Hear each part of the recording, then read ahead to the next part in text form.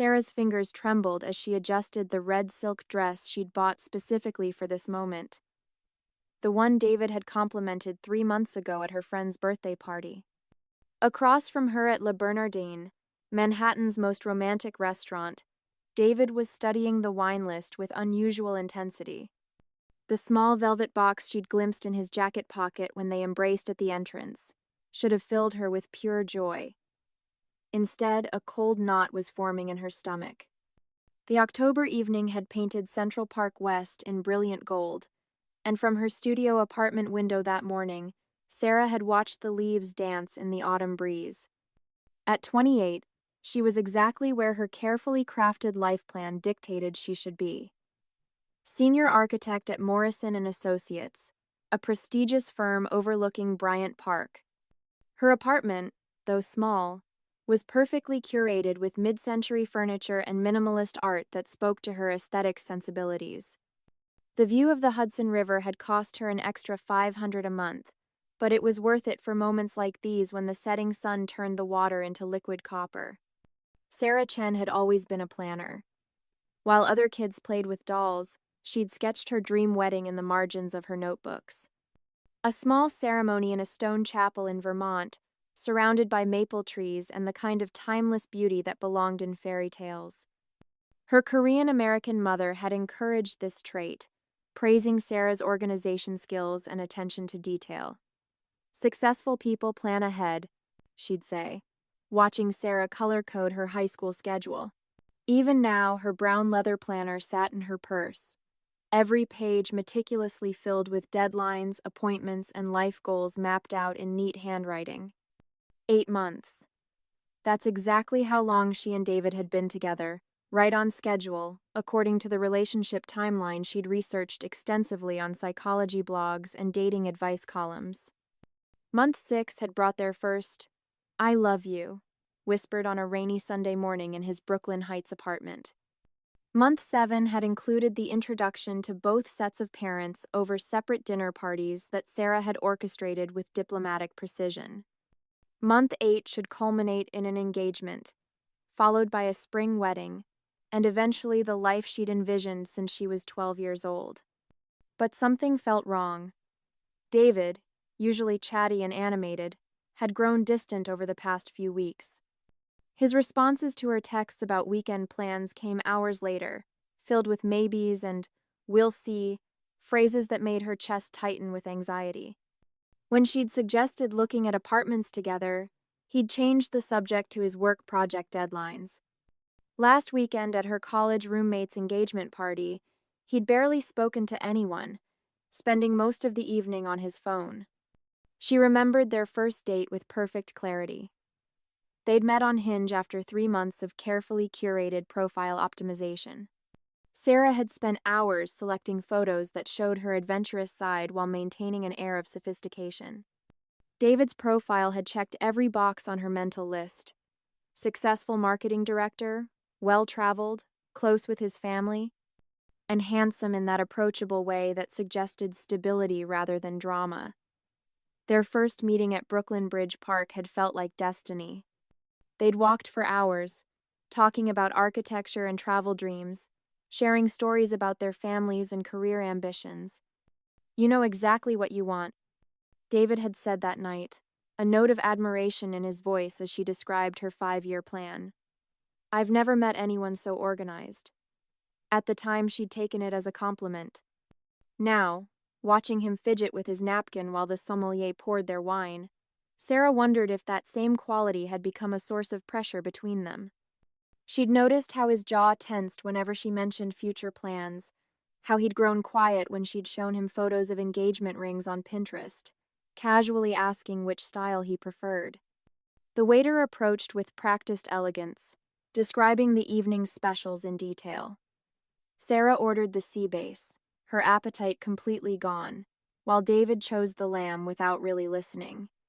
The conversation that followed felt scripted, as if they were both playing roles they'd rehearsed too many times. He asked about her latest project, the sustainable housing development in Queens. She inquired about his new campaign for the tech startup. Neither seemed fully present. "Sarah," David said finally, setting down his wine glass with deliberate care. His green eyes, which had sparkled with mischief during their early dates, now held something she couldn't quite identify. Nervousness? Sadness? You're the most incredible woman I've ever met. Her heart began racing. This was it. The moment she'd visualized countless times, planned down to her response and the tears of joy she'd allow herself to shed. But I need to be honest with you about something. The restaurant's ambient noise faded to a dull hum. The elegant couples at neighboring tables, the soft jazz music, the twinkling lights reflecting off the East River all became background to the sudden roaring in her ears. I care about you deeply, more than I've cared about anyone in years. But I need time to figure out what I really want from life. From us. I'm not ready for the next step, and I don't know when I will be. The small box in his jacket wasn't an engagement ring. Sarah realized with crushing clarity that it was probably the watch he'd mentioned returning to the store last week. Her carefully constructed timeline, her perfectly planned romantic evening, her 8-month investment in what she'd believed was their shared future collapsed in the space of a single sentence. I see, she managed, her voice surprisingly steady. Around them, other couples continued their intimate conversations, unaware that her world was reorganizing itself in real time. David reached across the table, his hand covering hers. I know this isn't what you wanted to hear tonight. I know you've been hoping for something different. The kindness in his voice almost broke her composure. He wasn't cruel or dismissive. He was simply being honest about something she'd been too afraid to acknowledge. All those signs she'd rationalized away, all those moments of doubt she'd pushed aside in favor of her predetermined plan, had been pointing to this moment. Would you like me to drive you home? He asked softly. Sarah looked at him, this man she'd believed she loved, and realized she might have been in love with the idea of him rather than who he actually was. The David of her plans was ready for marriage, excited about their future, eager to build the life she'd mapped out in her leather planner. The real David, sitting across from her with genuine concern in his eyes, was a different person entirely. I think I'll walk, she said, standing with as much dignity as she could gather. The October air would be cold, but she needed time to process what had just happened. Central Park at 11 p.m. wasn't the safest choice, but right now, solitude felt more important than security. The walk home took 45 minutes, her heels clicking against sidewalks still warm from the day's sun. By the time she reached her apartment building, the doorman's sympathetic glance told her that her mascara had betrayed her composed facade. In the elevator, she caught her reflection in the polished steel doors. The red dress that was supposed to mark the beginning of her engagement story now felt like a costume from a play that had ended abruptly in the middle of the second act. Her apartment, which had felt like a sanctuary that morning, now seemed like evidence of her miscalculation. The space she'd carefully arranged to impress David, the throw pillows she'd chosen in colors that complemented his blue shirts, the coffee table books about architecture and design that suggested sophistication and shared interests. On her nightstand, photos of their happiest moments smiled back at her. The weekend in the Hamptons, her birthday dinner, the hiking trip upstate where they'd talked about maybe getting a dog someday. Her phone buzzed with a text from David. Can we talk tomorrow? I want to make sure you're okay. Sarah stared at the message for a long time before turning the phone face down. Tomorrow felt impossibly far away and much too soon all at once. She sat on the edge of her bed, still wearing the red dress, and opened her leather planner to December. There, in her neat handwriting, were notes about engagement party venues and potential wedding dates. The timeline that had guided her adult life suddenly looked naive, presumptuous, almost childish in its certainty. For the first time since college, Sarah Chen had no plan for what came next. The realization was terrifying and, unexpectedly, almost liberating.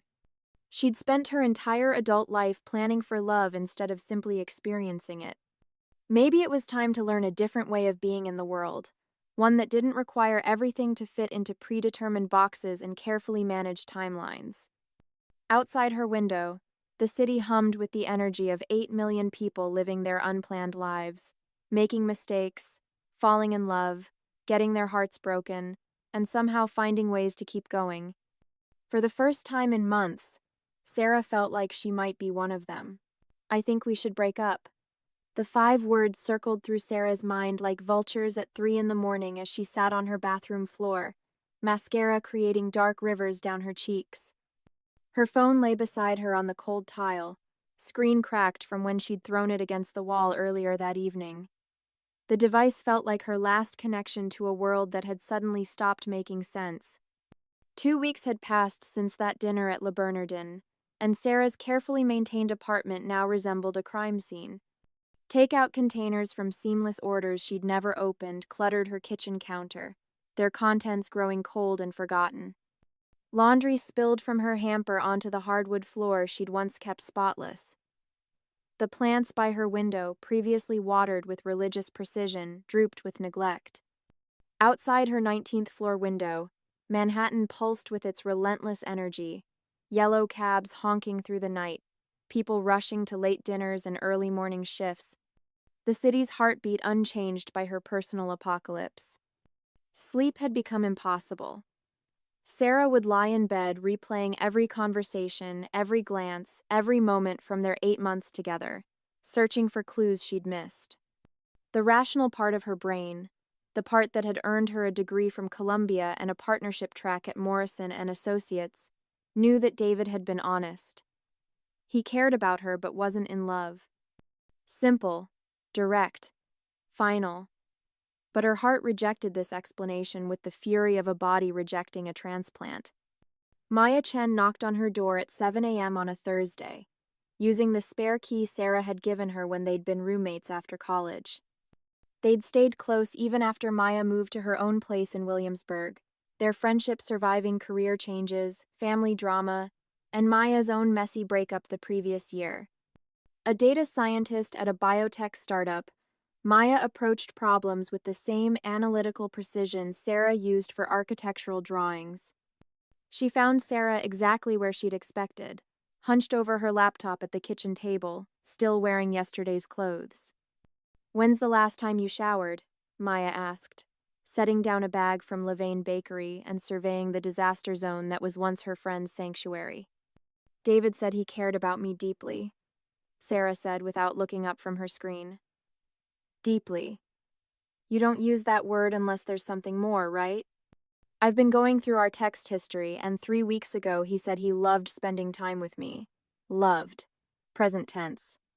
Maya pulled out a chocolate chip cookie and placed it in front of Sarah, who ignored it completely. "Honey, what are you doing?" "Research." Sarah's voice had taken on a manic edge that made Maya's stomach clench with worry. "I'm mapping out every interaction we had during our weekend in the Hamptons. Something happened there. Something shifted. If I can figure out what went wrong, maybe I can fix it." The weekend in question had occurred a month before the breakup. David's college friend owned a beach house in East Hampton, and they'd joined a group of couples for what should have been a perfect romantic getaway. Sarah had packed carefully, choosing outfits that photographed well against ocean backgrounds, planning activities that would create the kind of memories she'd treasured from other couples' Instagram stories. But now, examining the weekend through the lens of their eventual breakup, every moment felt loaded with hidden meaning. "Maybe it was when I suggested we should get matching tattoos," Sarah muttered, scrolling through photos on her phone. "Or when I talked about how cute their kids would look. Oh God, Maya, I basically planned our entire future out loud in front of his friends." Maya had watched Sarah navigate heartbreak before, but never like this.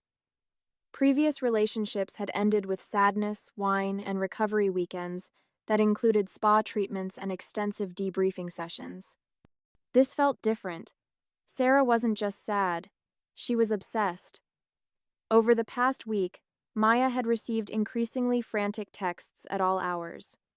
Screenshots of David's LinkedIn activity with questions about why he'd been online at 2 a.m., analysis of his Spotify activity because he'd added a melancholy indie playlist, theories about his Instagram stories that bordered on conspiracy thinking. "Sarah, listen to me," Maya said, sitting across from her at the small dining table. David gave you an explanation, an honest one. Some people just aren't ready for serious commitment, and that's not a reflection of your worth. But that doesn't make sense. Sarah's voice cracked with frustration. We were perfect together. Our families loved each other. We had the same goals, the same timeline. I showed him my 5-year plan, and he said it was impressive. People don't just walk away from perfect. Maya watched her friend spiral and recognized something she'd seen in her own research on addictive behaviors. Sarah wasn't just grieving. She was exhibiting the classic signs of withdrawal. The obsessive thoughts, the inability to accept simple explanations, the desperate need for just one more hit of connection or understanding. But explaining neuroscience to someone in the depths of heartbreak felt like trying to perform surgery during an earthquake. That evening, Sarah made a decision that would haunt her for weeks. Armed with a bottle of expensive wine and what she believed was a breakthrough realization about their Hamptons weekend, she showed up at David's apartment building in Brooklyn Heights. The October night had turned cold, and she'd thrown on a wool coat over the same jeans and sweater she'd been wearing for 3 days. Her hair, unwashed and pulled into a messy bun, spoke to her current state of mind. She'd convinced herself that David had misinterpreted her enthusiasm during their beach weekend as pressure. She'd crafted an entire speech about how she could be more spontaneous, how they could take things slower, how she'd been wrong to assume they wanted the same timeline. The wine was meant to recreate the atmosphere of their early dates, when everything had felt effortless and full of possibility. David answered his door in sweatpants and an old Columbia t-shirt, his face cycling through surprise, concern, and something that looked dangerously close to pity. Behind him, soft music played from his living room speakers, and the apartment smelled of the Thai food he'd always ordered when they stayed in for quiet evenings. "Sarah, what are you doing here?" "I figured it out," she said, holding up the wine bottle like evidence in a trial. "The Hamptons weekend. I know what went wrong, and I know how to fix it." His expression shifted to something she'd never seen before. Genuine alarm. "Sarah, I think maybe you should go home. We can talk tomorrow when you've had some sleep." "Who is it, babe?" A woman's voice called from inside the apartment, casual and comfortable in a way that suggested this wasn't a first-time visit. The wine bottle slipped from Sarah's fingers, shattering against the hallway's marble floor. Red liquid spread across the pristine surface like blood from a fresh wound. David stepped forward, his mouth opening to explain. But Sarah was already backing away, her mind struggling to process what she'd just heard. 2 weeks. It had been exactly 2 weeks since their relationship ended, and David was already calling someone else babe. All her theories about hidden meanings and mixed signals, all her careful analysis of their text conversations and social media interactions, all her desperate detective work had led to this moment of crystalline clarity. She had been completely, utterly wrong about everything. Sarah ran. Through the elegant lobby of David's building, past the doorman who'd recognized her from previous visits, out into the Brooklyn Heights streets where a light rain had begun to fall. Her wool coat offered little protection against the October cold, but she barely noticed. The 6-block sprint to the subway felt like running through water, her lungs burning with each breath. By the time she reached her apartment, she was soaked and shivering. Maya found her an hour later, curled on the living room couch in wet clothes, staring at the wall where she'd hung a framed photo of her and David from their 3rd date. Maya didn't ask questions. She simply wrapped Sarah in a warm blanket, made tea, and sat beside her in silence. "Maybe it's time to stop looking for reasons and start looking for healing," Maya finally said, her voice gentle but firm. "You don't understand." Sarah's response came out as a half-sob, half-scream. "I need to know why. There has to be a reason that makes sense. People don't just fall out of love for no reason. There's always something more, something I missed, something I could have done differently." But even as the words left her mouth, Sarah felt a small voice in the back of her mind asking uncomfortable questions. Why couldn't she accept David's explanation? Why did every part of her being scream that there must be hidden depths to his decision? Normal people got dumped and moved on. They felt sad, they cried, they eventually started dating again. They didn't become obsessive detectives, mapping relationship timelines and analyzing social media activity like it held the secrets to national security. Later that night, after Maya had gone home with promises to check in the next morning, Sarah sat at her kitchen table with her brown leather planner open to December. The page was filled with notes in red ink: engagement party venues, winter wedding pros and cons, ring shopping research. Her handwriting, usually so neat and controlled, looked manic on the cream-colored paper. The timeline she'd created for their relationship stretched across multiple pages, complete with milestone markers and future planning that now seemed delusional in its certainty. She closed the planner with a sharp snap and shoved it into the kitchen drawer, but the damage was done. The evidence of her miscalculations stared back at her from every corner of her apartment: the throw pillows chosen to match David's eyes, the coffee table books about places they'd planned to travel together, the extra toothbrush still sitting in her bathroom holder. She'd been living in a fantasy, and the worst part was that she'd been the only one writing the script. Sarah Chen, who had built her life on careful planning and logical thinking, found herself facing a truth that defied both. Sometimes love simply wasn't enough, and sometimes the most honest answer was also the most devastating one. David hadn't fallen out of love with her for any specific reason she could identify and fix. He'd simply realized that what he felt for her wasn't the kind of love that leads to forever, and no amount of analysis or planning could change that fundamental truth.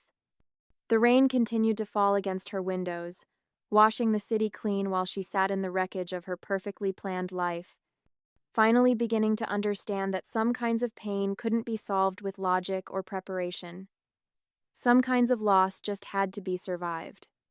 Sarah's thumb hovered over David's Instagram story at 2:47 a.m., the blue glow of her phone casting shadows across her unmade bed.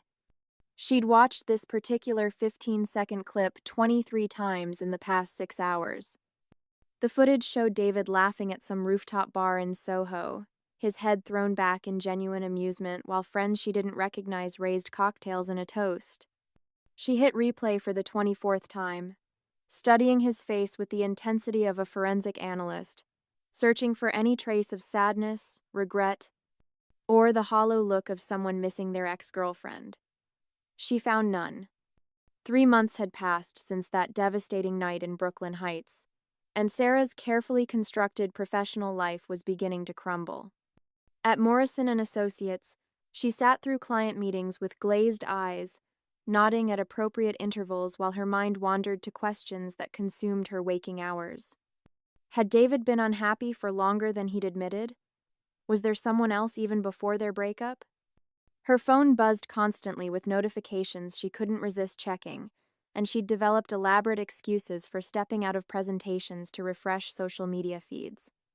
Jennifer Walsh, the senior partner who'd mentored Sarah since her hiring, had begun noticing the changes. The young architect who'd once stayed late perfecting building renderings now left early with vague explanations about appointments. Her latest project, a community center in Queens, had stalled as Sarah struggled to focus on foundation specifications and zoning requirements. The attention to detail that had made her invaluable to the firm seemed to have evaporated, replaced by a distracted energy that made colleagues uncomfortable. Maya had been watching her friend's deterioration with growing alarm and had finally called in reinforcement: doctor. Amanda Wang worked at Mount Sinai's neuroscience department, studying addiction recovery patterns in young adults. She'd known Sarah since college, when they'd bonded over shared experiences as Asian American women in competitive academic environments. Amanda had built her career understanding how the brain responds to loss and trauma, but seeing those patterns manifest in someone she cared about felt entirely different from analyzing data sets and publishing papers. "Show me your phone," Amanda said when she arrived at Sarah's apartment on a cold November evening. They sat in the living room where takeout containers had multiplied like invasive species, and Sarah's usually pristine space looked like it belonged to someone else entirely. Sarah hesitated, clutching her iPhone like a security blanket. The device had become an extension of her nervous system, a portal to information that felt essential to her survival but simultaneously poisoned her peace of mind. "Sarah, I study addiction for a living. Whatever you're doing, I've seen worse." Reluctantly, Sarah unlocked her phone and handed it over. Amanda's eyes widened as she scrolled through browser tabs that painted a disturbing picture of obsession.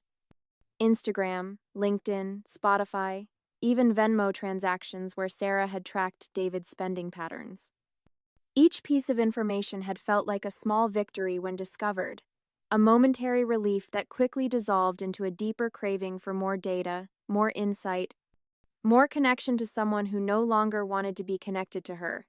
"When you're heartbroken," Amanda explained, her voice taking on the clinical tone she used with research subjects, "your brain literally experiences withdrawal. The same neural pathways that light up during cocaine addiction become active when you're separated from someone you love. The difference is that most addictive substances eventually leave your system. But memories? Those are always available." Sarah bristled at the comparison.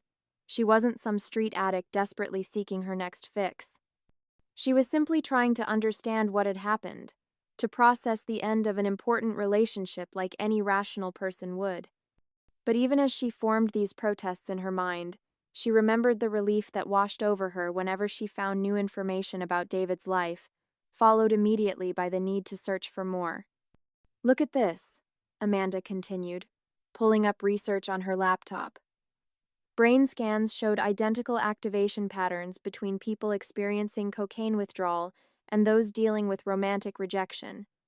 "Your brain is treating the loss of David like the loss of a vital substance. Every time you check his social media, you're giving yourself a hit of connection, but it's never enough." The scientific explanation felt both validating and terrifying. Sarah had spent months believing she was either going crazy or displaying some fundamental weakness of character. Learning that her behavior followed predictable neurological patterns provided relief, but also highlighted how little control she actually had over her responses. At 4 a.m. the following Tuesday, Sarah fell down the digital rabbit hole that would finally force her to confront the depth of her problem. It started innocently enough with a quick check of David's Instagram before trying to sleep. A new post showed him at a gallery opening in Chelsea, looking relaxed and happy in a way that made her chest ache. But in the background of one photo, Sarah spotted a woman with auburn hair and an elegant profile that didn't match any of David's friends she recognized. 2 hours of detective work revealed the woman's identity: Dr. Emma Rodriguez, a pediatric surgeon at NYU Langone with a medical degree from Harvard, and a social media presence that suggested intelligence, compassion, and the kind of effortless beauty that came from good genetics rather than careful curation.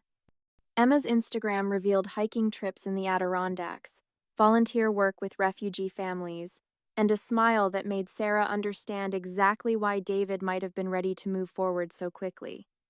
Sarah found herself creating detailed timelines of Emma's posts, cross-referencing them with David's activities to determine when they'd started dating.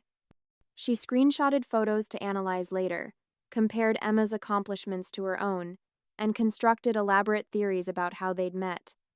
By the time sunlight began filtering through her bedroom blinds, Sarah realized she'd spent 6 consecutive hours investigating the life of a complete stranger. The woman staring back at her from the bathroom mirror that morning was barely recognizable. Dark circles carved hollows beneath eyes that seemed too large for her pale face. Her hands trembled slightly as she brushed her teeth, a side effect of too much caffeine and too little sleep. The architectural precision that had once defined her appearance had given way to someone who looked haunted, desperate, fundamentally unmoored. Maya discovered the extent of Sarah's obsession when she arrived for their planned coffee date and found browser windows still open across Sarah's laptop screen. Screenshots of Emma's photos filled entire folders, organized by date and location with the methodical precision Sarah usually reserved for building blueprints. A detailed spreadsheet tracked David's social media activity, noting patterns in his posting times and analyzing the emotional tone of his captions. "This isn't healthy processing," Maya said, her voice carefully controlled. "This is surveillance." Amanda arrived within an hour of Maya's frantic phone call, and the three women sat around Sarah's kitchen table like participants in an intervention. Which, Sarah realized with dawning horror, was exactly what this had become. "You're not crazy," Amanda said, her professional demeanor softening with genuine concern. "You're experiencing withdrawal from romantic attachment, and your brain is trying to maintain connection through digital means. But unlike substances that eventually metabolize out of your system, the memories and mental representations of David are always accessible. Every time you engage with content about him or Emma, you're essentially taking another hit." The metaphor felt uncomfortably accurate. Sarah could trace the cycle now. The initial relief of finding new information, the brief satisfaction of feeling connected to David's life, followed immediately by the need for more details, more insight, more proof that she still mattered in some small way to someone who had clearly moved on. "I think I need help," Sarah said, the words emerging like a confession. Admitting powerlessness over her own behavior felt like acknowledging a fundamental failure of character, but continuing down this path seemed even more devastating. That evening, Sarah retrieved her brown leather planner from the kitchen drawer, where she'd hidden it months earlier. She'd initially thought about creating a recovery schedule, mapping out activities and milestones that would guide her back to emotional stability. But as she stared at the blank pages, she realized that her compulsive need to plan and control had contributed to this crisis. Some experiences couldn't be organized into neat timelines or managed through careful preparation. The planner remained open on her nightstand, its pages empty except for work commitments and doctor appointments. For the first time in her adult life, Sarah was learning to live without a detailed roadmap for her emotional future. The uncertainty felt terrifying and necessary in equal measure, like stepping off a cliff with faith that she would eventually learn to fly. Outside her window, November wind rattled the glass, and Manhattan continued its relentless pace. Somewhere in the city, David was building a new life with someone who made him laugh the way Sarah once had. Instead of checking his social media or constructing theories about their relationship, Sarah closed her laptop and tried to imagine what it might feel like to genuinely wish him happiness without needing to monitor it from afar. Sarah's alarm buzzed at 6 a.m. with the label, "Day 1, No Contact Protocol," blazing across her phone screen. She'd spent the previous evening constructing an elaborate defense system against her own impulses. Phone locked in the kitchen drawer, Instagram deleted from all devices, Amanda's number memorized so thoroughly she could recite it like a prayer. Maya had agreed to move back in temporarily, transforming from concerned friend to full-time recovery monitor. By 6:03 a.m., Sarah was already padding across the hardwood floor toward the kitchen, her hands trembling with withdrawal symptoms she was only beginning to understand. The apartment bore little resemblance to the space David had once known. Every photograph containing his image had been carefully removed and stored in a shoebox beneath her bed, along with concert tickets, restaurant receipts, and other physical reminders of their relationship. A whiteboard now dominated the living room wall, covered in daily goals written in Maya's neat handwriting. No social media checks, exercise 30 minutes, call support person, practice mindfulness, attend therapy. The clinical precision of recovery felt both foreign and necessary, like learning to walk again after a devastating accident. Maya's brother Marcus arrived on day 3, carrying 2 cups of coffee and the kind of lived-in wisdom that only comes from surviving your own destruction. 3 years sober from alcohol, Marcus had agreed to serve as Sarah's unofficial sponsor, translating the language of addiction recovery into terms that made sense for heartbreak withdrawal. At 32, he possessed the relaxed confidence of someone who'd stared down his demons and emerged victorious, though not without scars. "The thing about addiction," Marcus explained, settling into Sarah's armchair with the ease of someone comfortable with difficult conversations, "is that your brain becomes convinced that the substance is necessary for survival. Right now, your neural pathways are screaming that you need information about David the way I used to need vodka at breakfast. Sarah found his directness both jarring and oddly comforting. Unlike well-meaning friends who suggested she simply move on or find someone better, Marcus understood that recovery required acknowledging the physical reality of psychological dependence. Her craving for connection to David's life wasn't a moral failing or emotional weakness. It was a predictable response that could be managed with proper tools and relentless commitment. The memory addiction proved more insidious than digital stalking had been.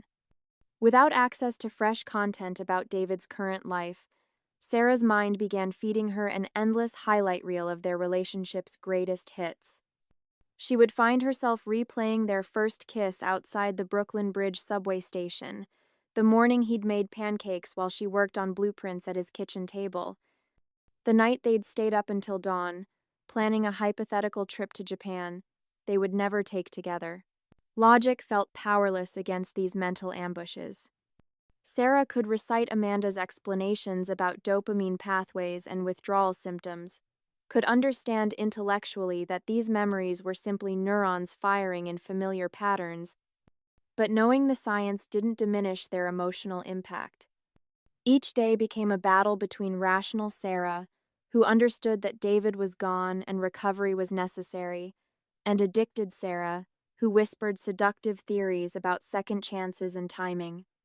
Amanda had suggested creating a reality list, and Sarah approached the task with the same methodical precision she brought to architectural drawings. The document grew to 3 pages of single-spaced observations. David's habit of interrupting her stories to check his phone, his reluctance to make plans more than a week in advance, the way he'd grown silent whenever she mentioned future goals. She recorded his tendency to order for her at restaurants without asking her preference, his dismissive comments about her yoga practice, the time he'd forgotten her birthday until she reminded him at noon. Initially, the exercise felt artificial, like constructing a legal brief against someone she'd loved. But as the list expanded, Sarah began recognizing patterns she'd rationalized away during their relationship. Her memory had been highly selective, preserving moments of connection while discarding evidence of fundamental incompatibility. The David of her fantasies bore little resemblance to the man who'd actually shared her life for 8 months. Marcus introduced her to urge surfing, a technique borrowed from addiction recovery that involved acknowledging cravings without immediately acting on them. When the desire to check David's social media became overwhelming, Sarah learned to sit with the discomfort, observing how the intensity peaked and then gradually subsided like a wave. The first few attempts felt like holding her breath underwater, but eventually she discovered that no feeling, however powerful, lasted forever. On a gray December morning, 3 weeks into her no-contact protocol, Sarah's phone buzzed with a text that nearly derailed her entire recovery. David's name appeared on her screen, followed by words that made her heart race. "Hey, hope you're well. Can we grab coffee? I miss our talks."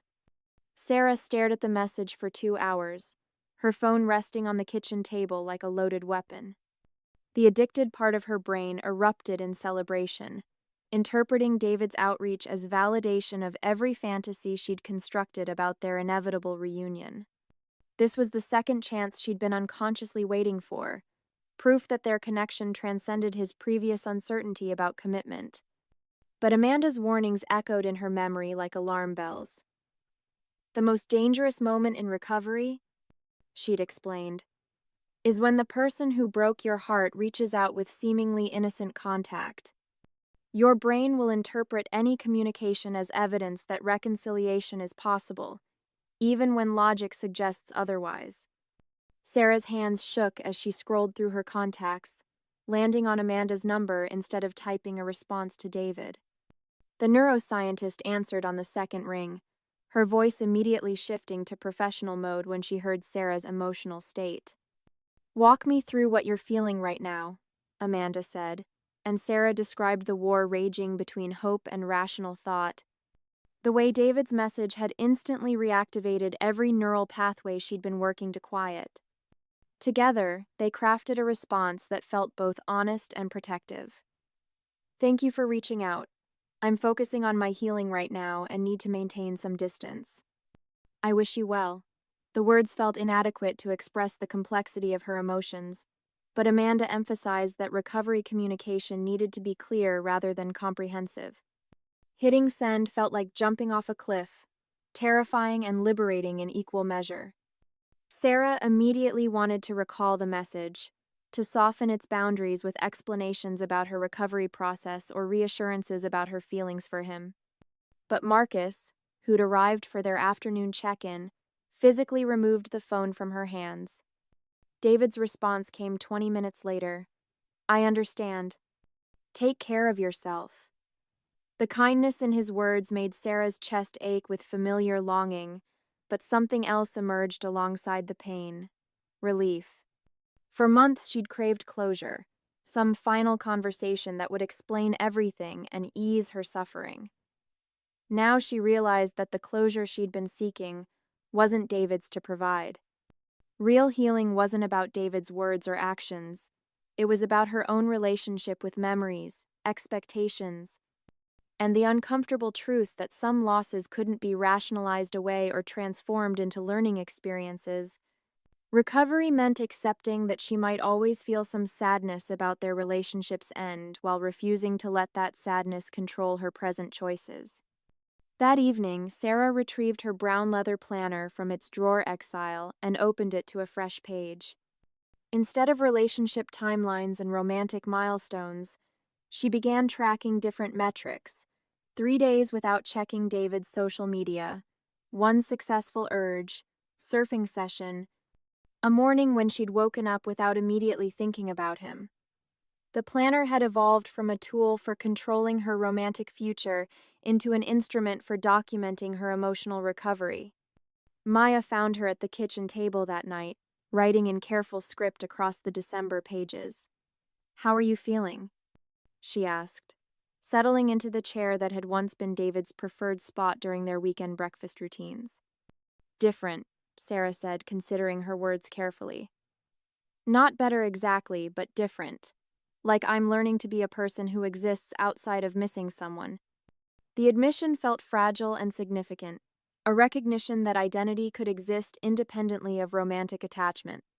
Outside her window, Manhattan's winter lights sparkled like distant stars, and for the first time in months, Sarah felt genuinely curious about what her life might look like when recovery became simply living.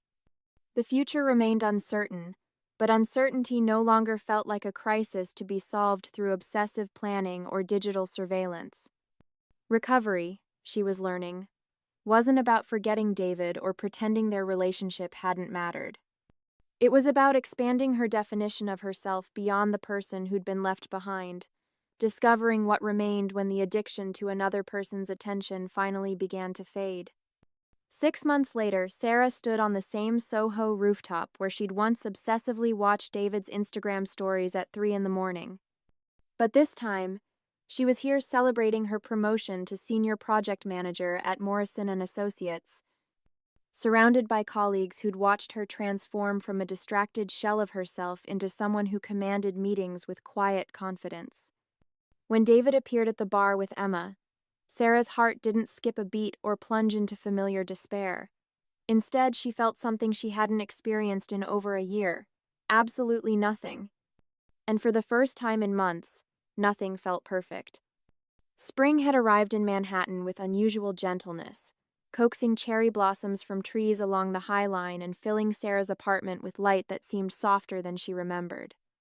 Her living space reflected an inner transformation that had happened gradually, almost without her noticing.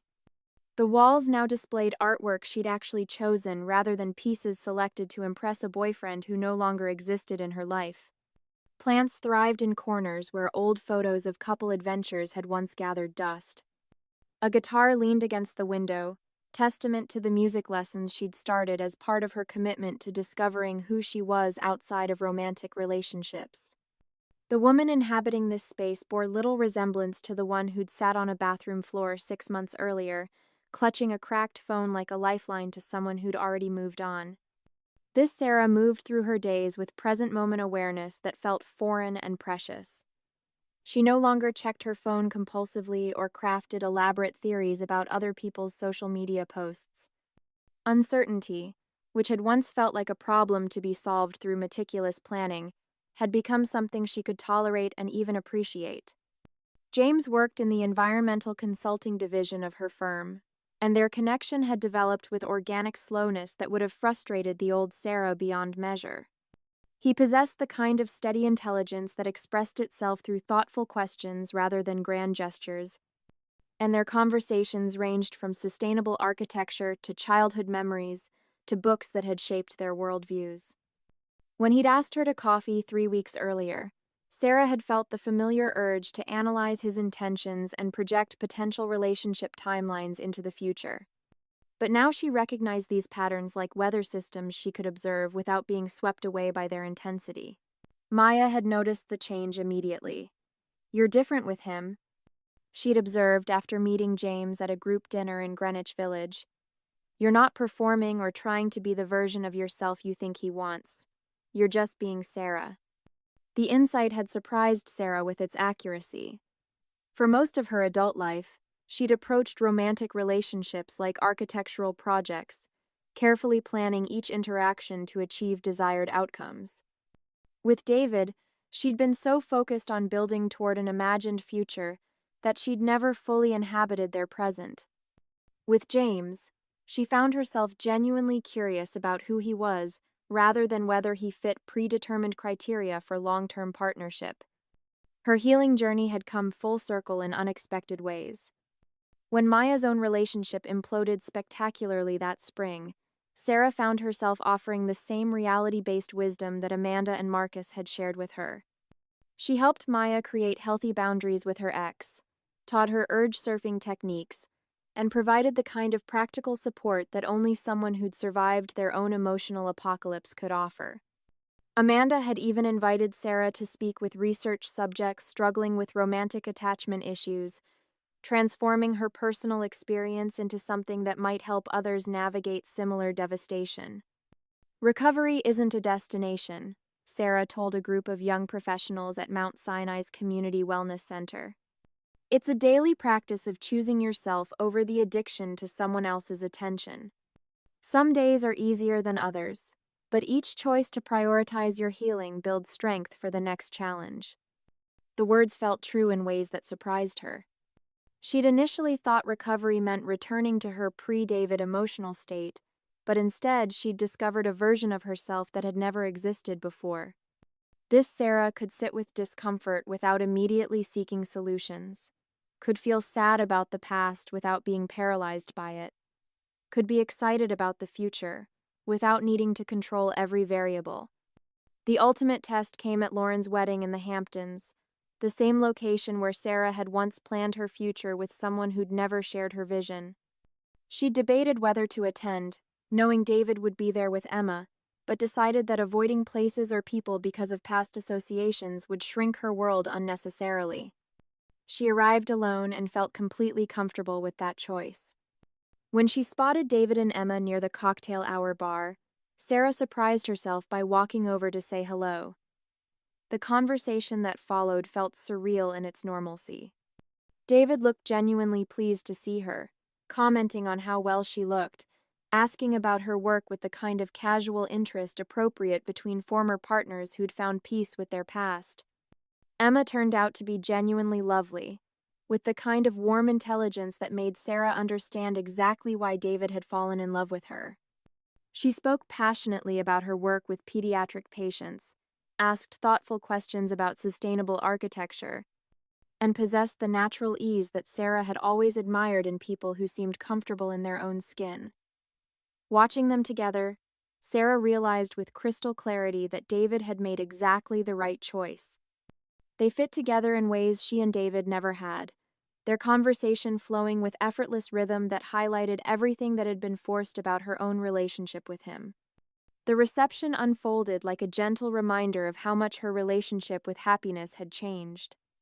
Sarah danced alone during the band's upbeat sets, Not because she felt lonely, but because moving to music felt joyful in ways that required no external validation.